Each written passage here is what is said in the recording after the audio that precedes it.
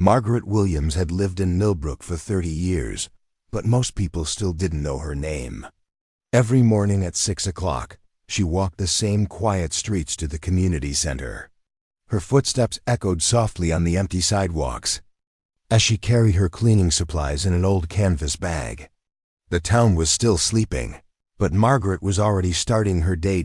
She was 52 years old and had been working as a cleaner for almost 20 years. Her hands were rough from years of scrubbing floors and washing dishes. Her back ached from bending over tables and chairs. But Margaret never complained. She did her work quietly and went home to her small apartment above the bakery on Main Street. The community center was a large brick building in the heart of town. It had been built 50 years ago when the town was smaller and everyone knew each other. Now Millbrook was growing and new families moved in every month. But the community center remained the same, a place where people gathered for meetings, parties, and special events. Margaret had her own key to the building. She arrived before anyone else and left after most people had gone home. She knew every corner of the place, every creaky floorboard, every light switch that didn't work properly. In many ways, she knew the building better than anyone else who used it. Her daily routine never changed. First, she would unlock the front door and turn on the lights. Then she would sweep the main hall, starting from the back and working her way to the front. She would wipe down all the tables and chairs, clean the windows, and mop the floors until they shined. The work was hard, but it gave her a sense of purpose.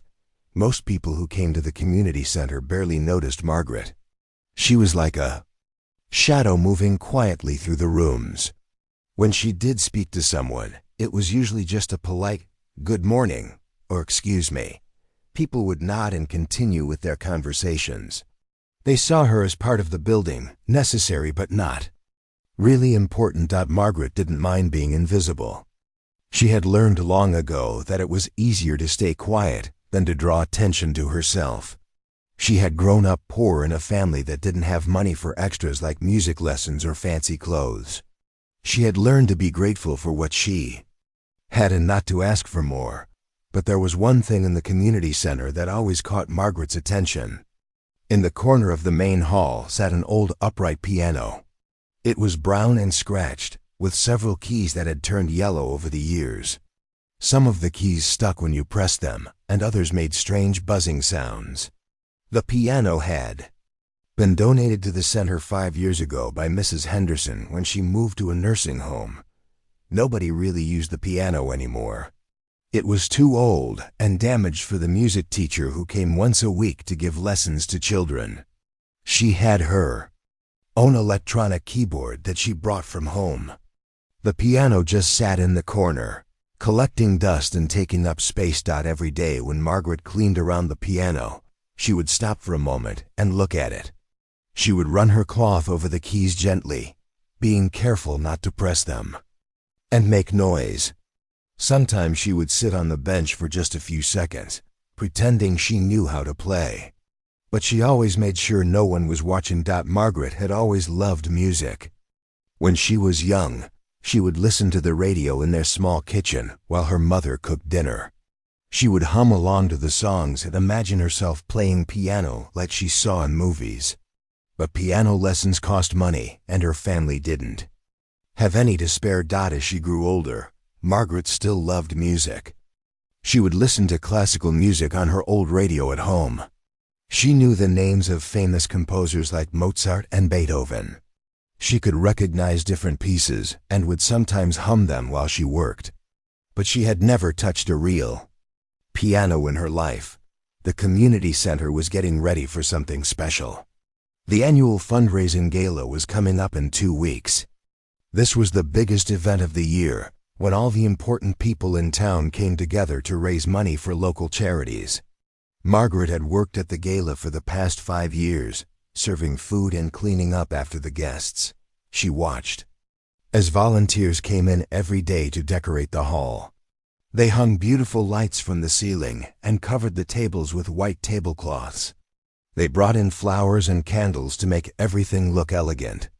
Margaret helped by moving chairs, and tables where they needed to go. The gala was always held on a Saturday night in November.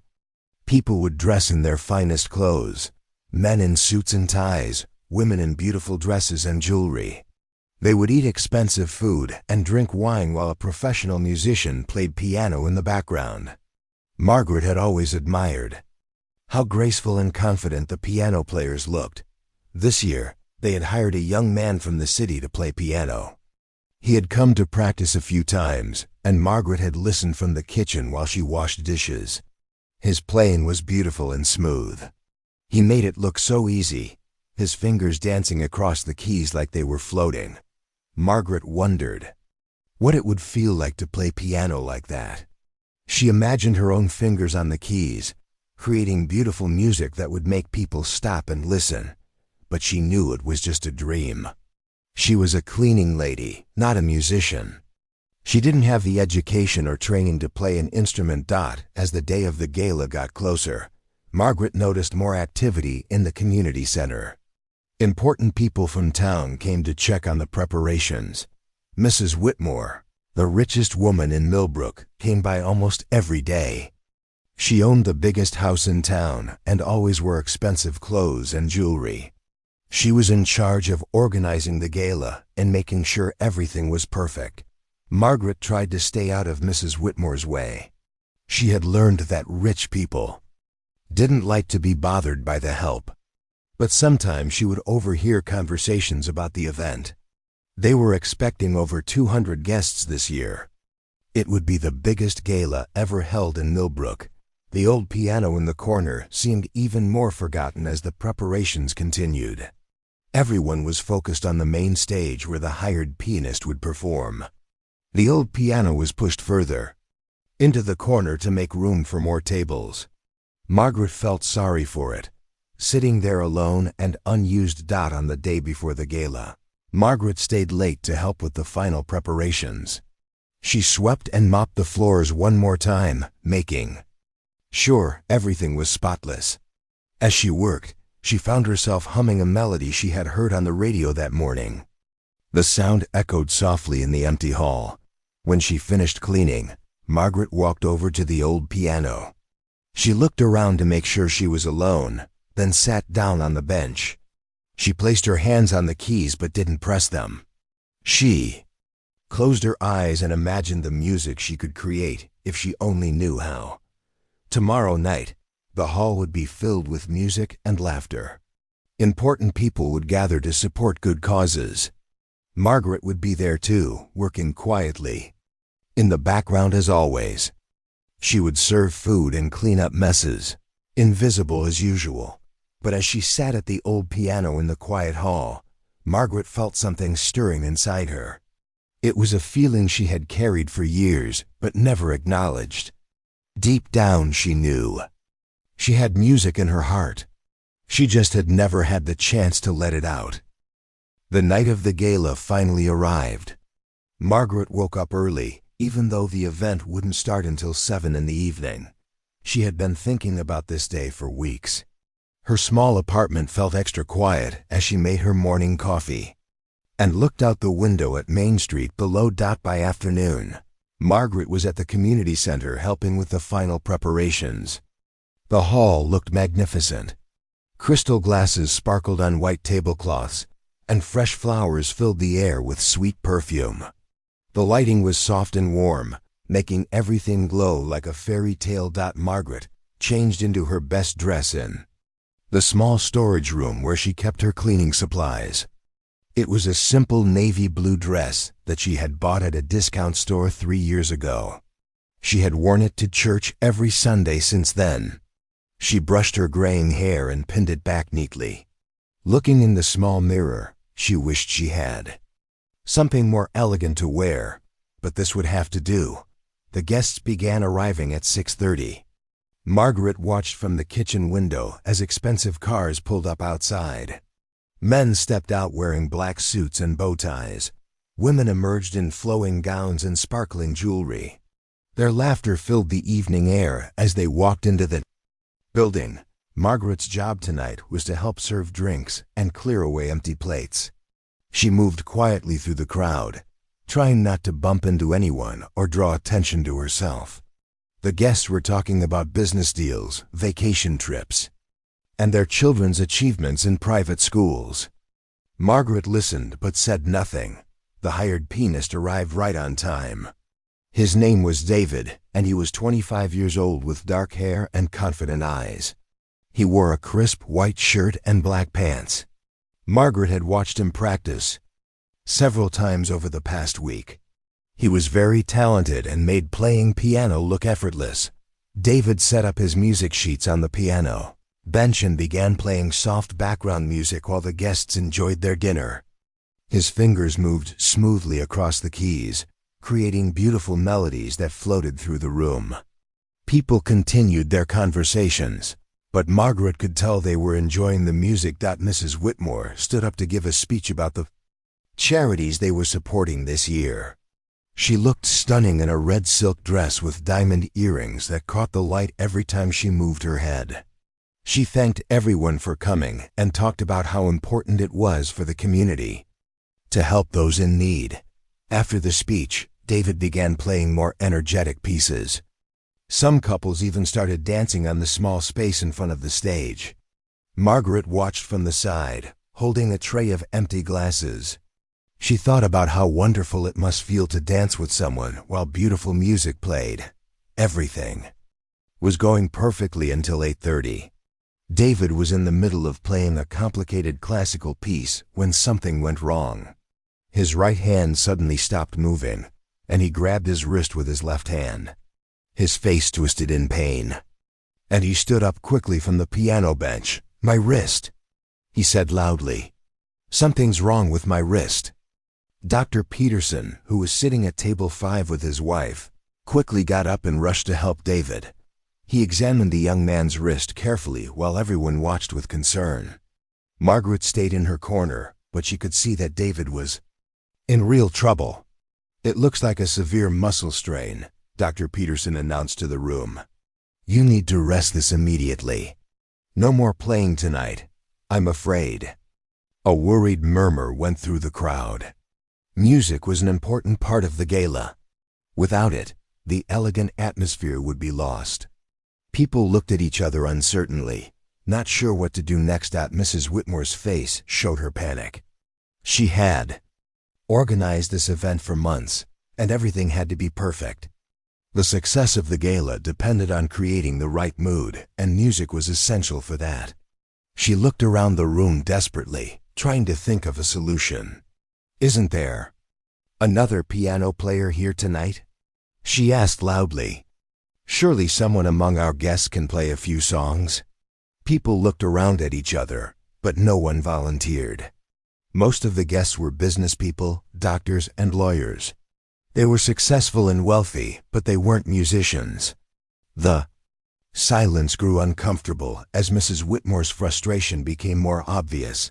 That's when Mrs. Whitmore's eyes fell on the old damaged piano in the corner. Then she looked at Margaret, who was standing nearby with her tray of glasses. A strange smile appeared on Mrs. Whitmore's face, but it wasn't a kind smile. It was the kind of smile that came before something mean.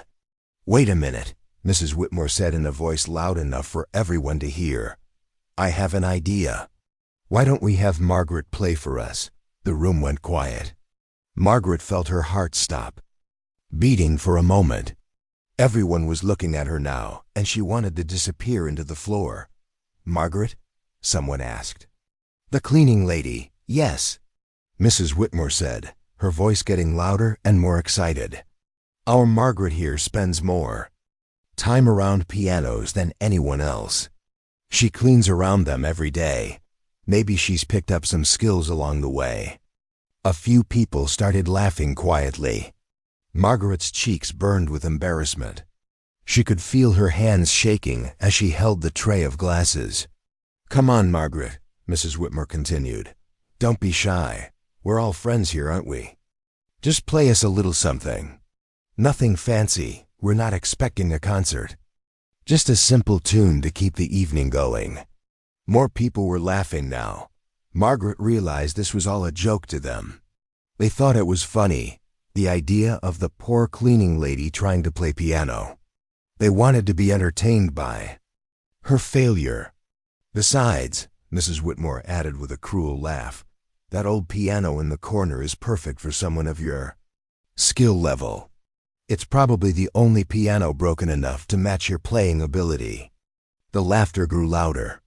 Margaret felt tears starting to form in her eyes. She looked around the room at all the faces staring at her. Some people looked amused, others looked curious, and a few looked uncomfortable. But no one was trying to help her or stop this humiliation. I don't really know how to play, Margaret said quietly, hoping they would let her go back to her work. Nonsense, Mrs. Whitmore said. Everyone knows how to play something. Even if it's just Mary Had a Little Lamb. Come on, Margaret. Don't disappoint us, we're all waiting. Margaret looked at the old piano sitting in the corner. Its scratched wood and yellowed keys seemed to be calling to her. She had dreamed so many times of playing that piano, but not like this. Not as a joke for rich people's entertainment. She felt trapped. There was no way to escape without making the situation worse. If she refused, Mrs. Whitmore would probably become angry and might even fire her from her cleaning job. Margaret needed this job to pay her rent and buy food. Margaret set down her tray of glasses on a nearby table. Her hands were trembling as she walked slowly toward the old piano. The laughter and whispers followed her across the room. She felt like she was walking to her own execution. She sat down on the piano bench and looked at the keys. They were the same keys she had touched gently while cleaning, but now they seemed different. Now they were waiting for her to press them and create sound that everyone would hear and judge. Margaret placed her hands on the keys and took a deep breath. The room was completely quiet now, waiting for her to begin. She closed her eyes and tried to calm her racing heart. In that moment, something strange happened. All the years of listening to music, all the melodies she had hummed while working, all the dreams she had carried in her heart suddenly came rushing back to her. Her fingers seemed to remember movements they had never learned. Margaret pressed the first key, and a single note rang out into the silent room. The single note from the old piano hung in the air like a question waiting for an answer. Margaret kept her eyes closed, feeling the smooth surface of the key under her finger. The room was so quiet she could hear her own heartbeat pounding in. Her ears. 200 pairs of eyes were watching her, waiting for her to embarrass herself. Margaret pressed another key, then another. The sounds were soft and uncertain at first. The old piano responded with its damaged voice, some notes clear and bright, others muffled and strange. A few guests chuckled quietly, thinking this was exactly what they had expected from the cleaning lady, but Margaret didn't stop. Something was happening inside her that she couldn't explain. As her fingers touched the keys, memories came flooding back. She remembered sitting by the radio as a child, listening to her mother's favorite songs. She remembered humming melodies. While she worked, creating music in her head that no one else could hear, her left hand joined her right hand on the keys. She began playing a simple melody, something that seemed to come from deep inside her heart. The damaged piano's voice was rough and imperfect, but Margaret found herself working with its flaws instead of fighting against them. When a key stuck, she made it part of the rhythm. When a note buzzed, she used it to add texture to the music. The laughter in the room began to fade. People stopped whispering to each other and started listening more carefully. Margaret was still playing softly, but there was something in her music that demanded attention. It wasn't perfect, but it was real and honest in a way that surprised everyone. Margaret opened her eyes and looked down at her hands. They were moving across the keys like they belonged there. Her rough, work-worn fingers were creating something beautiful. She had spent 52 years believing she had no talents, but now she was discovering that music had been inside her all along. As her confidence grew, Margaret's playing became stronger. She moved from the simple melody into something more complex. Her fingers seemed to know where to go without her having to think about it. The music was coming from someplace deeper than memory or training. It was coming from her soul. The old piano began to sound different under Margaret's touch. The guests had always thought of it as broken and worthless, but now they were hearing its unique voice for the first time. Margaret made the muffled keys sound warm and rich. She made the bright keys sparkle like stars. The buzzing notes became part of the song's character. Instead of mistakes to be avoided, Mrs. Whitmore's smile slowly disappeared from her face. She had expected Margaret to stumble through a simple tune and give everyone a good laugh. Instead, she was watching the cleaning lady transform into something she had never imagined possible. The joke was becoming something else entirely. Margaret continued playing, moving from one piece to another without stopping. She played classical melodies. She had heard on the radio popular songs from her youth, and even some music that seemed to be coming from her own imagination. Each piece was different, but they all carried the same emotional honesty that was touching everyone in the room. The guests began to set down their drinks and dessert plates. Conversation stopped completely as people turned their chairs to face the corner where Margaret was playing. They had come to the gala expecting professional entertainment, but what they were hearing was something far more powerful, music that came straight from the heart.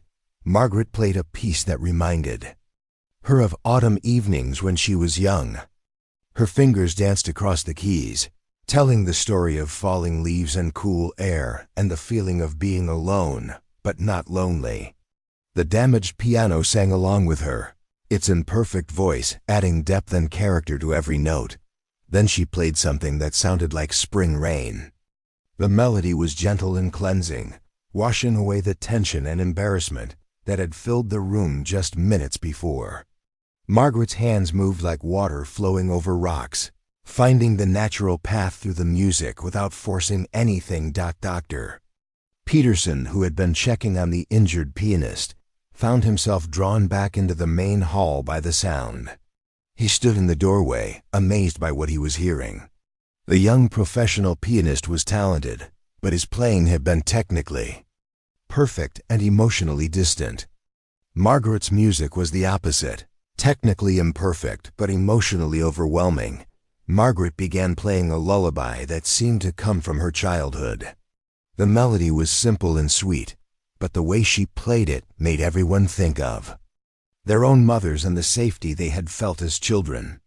Some of the women in the audience found tears forming in their eyes, though they couldn't explain why. The old piano responded to Margaret's touch like it had been waiting its whole life for the right person to play it. Every scratch on its wood, every yellowed key, every small imperfection seemed to add to the beauty of the music instead of taking away from it. Margaret and the piano were partners now, working together to create something neither could have accomplished alone.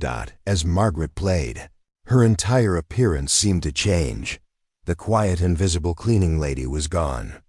In her place sat a confident musician who commanded the room's complete attention. Her back straightened, her movements became graceful and purposeful, and her face showed a peace and joy that transformed her completely. She played a piece that sounded like morning sunlight, breaking through clouds. The melody was hopeful and bright, lifting everyone's spirits and making them remember what it felt like to believe in possibilities. Margaret's fingers moved with increasing confidence, finding complex harmonies and rhythms that impressed even the most musical people in the audience. The room was completely silent except for the music. No one coughed, no one whispered, no one moved unnecessarily. They were all under the spell of Margaret's playing and the old piano's unique voice. What had started as a cruel joke had become a magical moment that none of them would ever forget. Margaret felt like she was flying. All the years of feeling small and worthless seemed to melt away with each note she played. She had discovered something about herself that changed everything. She wasn't just a cleaning lady who happened to be playing piano. She was a musician who happened to work as a cleaning lady. The damaged piano sang with her, its voice no longer broken, but simply different. Margaret had shown everyone in the room that imperfection could be beautiful, that worth wasn't determined by appearances, and that talent could hide in the most unexpected places. As she prepared to play her final piece, Margaret looked out at the audience for the first time since she had started playing. The faces looking back at her were completely different from the ones that had been laughing at her expense just minutes before. Now they showed respect, amazement, and something that looked like awe. Margaret smiled and turned back to the keys, ready to finish her unexpected performance with something special. Margaret looked out at the faces in the audience and saw something she had never seen before, people looking at her with genuine respect and interest. For the first time in her life, she wasn't invisible. She wasn't just the cleaning lady anymore. She was Margaret the musician, and everyone wanted to hear what she would play next. She turned back to the piano and placed her hands on the keys one more time. The final piece she chose was something very special, a melody that had lived in her heart for years but had never found its way out until now. It started slowly, like a whisper of wind through trees, building gradually into something powerful and moving. As Margaret played, she began to tell her story through the music. Each note spoke of the lonely mornings cleaning empty rooms, the quiet evenings in her small apartment, the dreams she had carried but never shared. The old piano understood her perfectly, responding to every touch with its own unique voice. The audience listened in complete silence. Margaret played about growing up poor, but never losing hope. She played about working hard every day and finding dignity in honest labor. She played about watching other people live their dreams while she cleaned up after their parties. But most importantly, she played about the music that had always been inside her, waiting for the right moment to emerge. Mrs. Whitmore sat frozen in her chair, her face showing a mixture of shock and embarrassment. She had wanted to humiliate Margaret, to give the wealthy guests a laugh at the poor woman's expense. Instead, she had accidentally revealed a treasure that had been hidden in plain sight for years. The joke had backfired completely, and now Mrs. Whitmore was the one who looked foolish. Dr. Peterson moved closer to listen better. He was a man who appreciated talent, having put himself through medical school partly by playing piano in restaurants.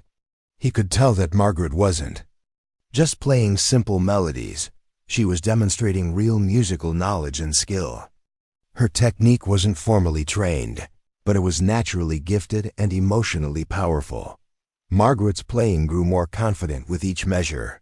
She moved between different musical styles effortlessly, playing classical pieces she had heard on the radio, jazz melodies she had absorbed from old records, and folk songs she remembered from her childhood. Each piece flowed naturally into the next, creating a musical journey that held everyone spellbound. The damaged piano seemed to come alive under Margaret's hands. Keys that had stuck for years moved smoothly. Notes that had buzzed harshly now added character and warmth to the music. It was as if the piano had been waiting all this time for someone who could understand its language and appreciate its unique personality. Margaret played a piece that sounded like children laughing in a playground. Her fingers danced across the keys playfully, creating melodies that made people smile and remember their own childhoods. Then she shifted into something that sounded like an old church hymn, filling the room with a sense of peace and reverence that touched everyone's heart. As she continued playing, whispers began to circulate through the audience. People were asking each other how Margaret had learned to play so beautifully. Some wondered if she had been a professional musician before becoming a cleaning lady. Others questioned whether she had been taking secret lessons. Nobody could believe that such talent had been working right under their noses all this time. Margaret heard the whispers but didn't let them distract her. She was lost in the music now, playing from a place so deep inside herself that she had never known it existed. Every song told a part of her story, and for the first time in her life, people were really listening to what she had to say. She played a melody that reminded everyone of summer evenings, when they were young, warm air, fireflies, and the feeling that anything was possible. The music was so vivid that people could almost smell the honeysuckle and hear the crickets singing in the grass. Margaret's ability to paint pictures with sound amazed everyone in the room. The hired pianist, David, had been watching from a chair near the stage where Dr. Peterson had asked him to rest his injured wrist. As a professional musician, he recognized real talent when he heard it. Margaret's playing wasn't perfect in the technical sense, but it had something his own performance had lacked: soul. She played like someone who had lived every note, felt every melody in her bones. Margaret began playing a piece that sounded like rain on a tin roof. The rhythm was gentle and steady, with little flourishes that mimicked water dripping from the eaves. The audience could almost feel the coolness of the storm and the comfort of being safe and dry inside. Her ability to create such vivid imagery through music left everyone wondering what other talents she might be hiding. As the piece continued, Margaret's playing became even more adventurous. She started improvising, creating new melodies on the spot that no one had ever heard before. The music flowed from her fingers like water from a spring, pure, natural, and endlessly surprising. Each new phrase was more beautiful than the last. The old piano responded to her creativity with enthusiasm. Notes that had been silent for months suddenly rang clear and true. The instrument seemed to be awakening from a long sleep, rediscovering its voice through Margaret's skilled touch. Together, they created music that was both familiar and completely original. Margaret played something that sounded like a conversation between old friends. The melody would ask a question in the high notes, and the bass would answer with something wise and comforting. Back and forth, the music went, telling a story of friendship and understanding that made everyone in the room feel connected to each other. People began to lean forward in their chairs, not wanting to miss a single note. The wealthy guests who had come to the gala expecting routine entertainment were getting something far more valuable. They were witnessing the birth of an artist. Margaret was blooming like a flower that had been waiting years for the right conditions to grow. As Margaret's performance continued, something changed in the room's atmosphere. The formal distance between the wealthy guests and the humble cleaning lady began to disappear. Her music was speaking to something universal. In all of them, the part that remembered what it felt like to dream, to hope, to believe in magic. Margaret could feel the change too. For the first time in her adult life, she felt truly seen and appreciated for who she really was.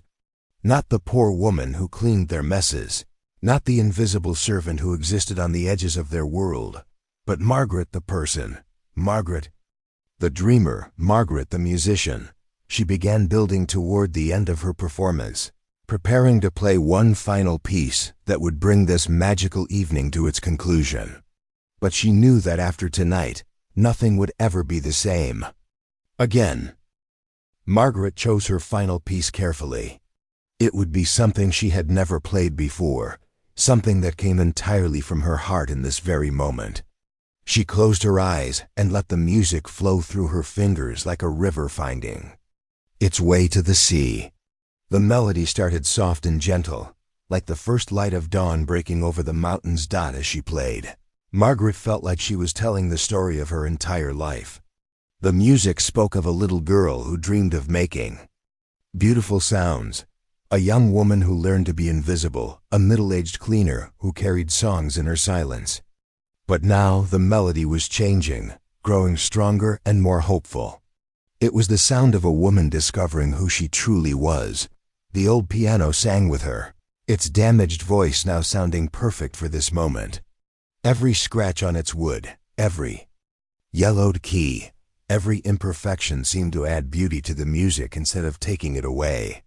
Margaret and the piano had found each other at exactly the right time. Two forgotten souls creating something unforgettable together. The audience sat completely still, hardly daring to breathe. They were witnessing something magical, not just a performance, but a transformation. The woman at the piano was no longer the quiet cleaning lady they had ignored for years. She was an artist revealing herself to the world for the first time. Margaret's final notes hung in the air like stars in a clear night sky. When the last sound faded into silence, the room remained quiet for what felt like forever. Then, slowly, someone began to clap. It was Dr. Peterson, standing up from his chair with tears in his eyes.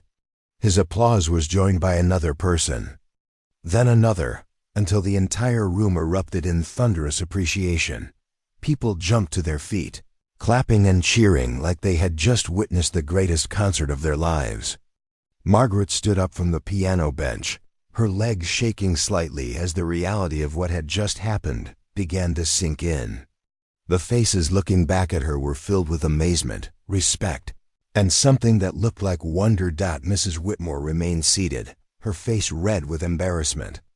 She had tried to humiliate Margaret and instead had given her the greatest gift possible, a chance to share her talent with the world. The cruel joke had become a beautiful revelation, and Mrs. Whitmore knew she would never live down the shame of her mean-spirited behavior. As the applause continued, people began approaching Margaret with questions and compliments. "Where did you learn to play like that?" asked Mrs. Chun, the bank president's wife. "Have you ever performed professionally?" wondered Mr. Thompson, who owned the largest business in town. "Would you consider giving piano lessons to my daughter?" requested Dr. Peterson. Margaret felt overwhelmed by all the attention. For 52 years, she had been invisible, and now everyone wanted to talk to her. She answered their questions as best she could, explaining that she had never taken formal lessons, never owned a piano, never even dreamed this moment was possible. Hired pianist David approached Margaret with genuine admiration in his eyes. "I've been playing piano for 20 years, he said, "and I've never heard anything as moving as what you just played. You have a gift that can't be taught in any music school." Word of Margaret's performance spread quickly through the town. By the next morning, everyone in Millbrook was talking about the cleaning lady who had amazed the wealthy guests at the gala. The local newspaper wanted to interview her. The radio station asked her to come on their morning show. People who had never spoken to her before suddenly knew her name. Margaret's life changed in ways she never could have imagined. The community center offered her a new job as their official pianist, with a salary 3 times what she had been earning as a cleaner. Music teachers from nearby cities contacted her, offering to help her develop her skills even further. A piano store in the next town donated a beautiful instrument to her apartment, but perhaps the most important change was in how Margaret saw herself.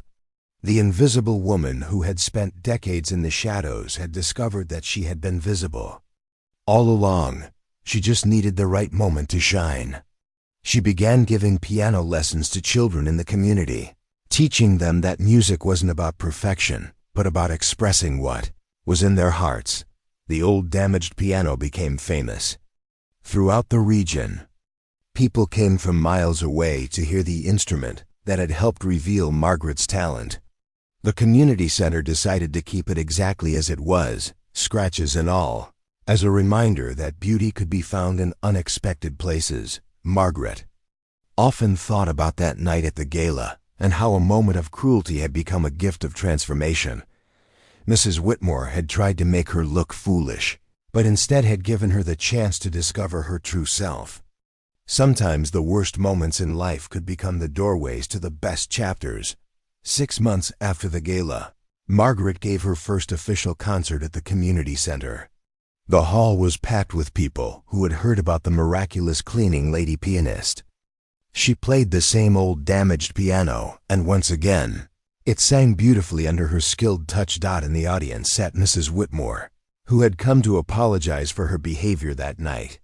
After the concert, she approached Margaret with tears in her eyes.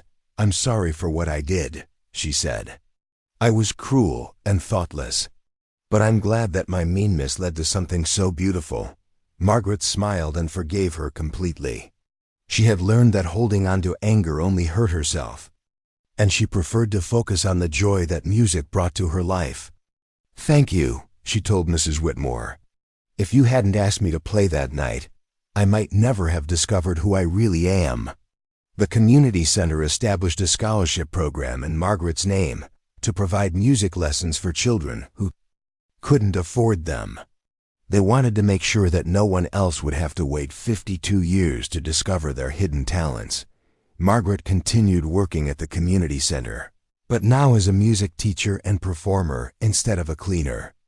She kept her small apartment above the bakery, but it was no longer quiet and lonely. Students came by for lessons, friends stopped in for tea and conversation, and the beautiful donated piano filled the rooms with music every day. On quiet evenings, Margaret would sometimes sit at her new piano and remember that magical night when everything changed. She would think about the old damaged piano that had been her partner in transformation, and she would smile. Both of them had been dismissed as broken and worthless, but together they had created something beautiful. Margaret had learned the most important lesson of her life. It's never too late to discover who you really are. And sometimes the most beautiful music comes from the most unexpected places. Her story became an inspiration to everyone in Millbrook, proving that talent and worth aren't determined by wealth or status, but by the courage to share what's in your heart.